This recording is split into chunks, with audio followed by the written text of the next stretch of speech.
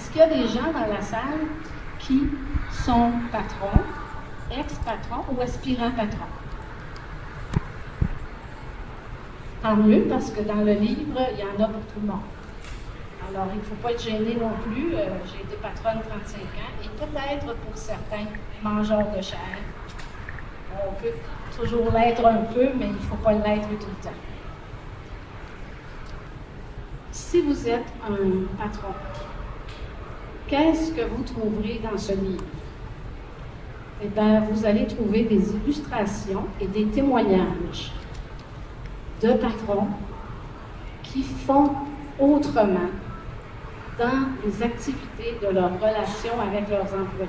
Par exemple, dans la formation, dans le développement, dans l'évaluation, dans la marge de manœuvre, dans la description de leur emploi, dans l'autorité et dans bien d'autres choses.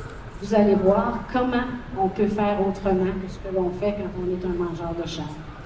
Et c'est aussi utile à un patron qui veut améliorer son leadership humain qu'à un employé victime d'un patron mangeur de chair que de comprendre et de voir que oui, c'est possible de faire autrement, même dans une situation où les patrons disent habituellement « j'ai pas le temps, je dois produire plus, j'ai pas assez de budget, j'ai pas assez de ressources ». Même dans ces situations-là, il y a moyen de faire autrement que ce qu'ils font quand ils usent les personnes. Il y a aussi dans ce livre des illustrations ou des témoignages de patrons qui font autrement dans les activités exigées par leur rôle de gestion. Faire des changements organisationnels, la planification, les budgets. Il y a plein de façons de faire autrement ces choses-là que ce que l'on fait quand on est des mangeurs de chair. Si vous êtes membre de conseil d'administration ou patron à haut niveau, si vous êtes des employés sous la gouverne de patrons mangeurs de chair, eh bien, de savoir que quand quelqu'un va dire, par exemple, je ne peux pas vraiment intervenir, ce serait de l'ingérence. Souvent, les membres de conseil d'administration vont dire ça, je ne peux pas intervenir, ça serait de l'ingérence. Ou je vais saper l'autorité des cadres subalternes si moi, d'en haut, j'interviens.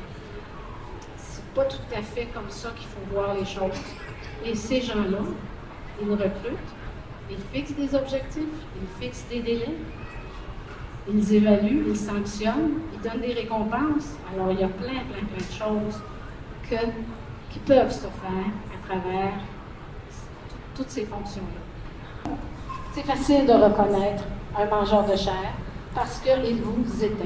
C'est un éteignoir et de toutes sortes de façons.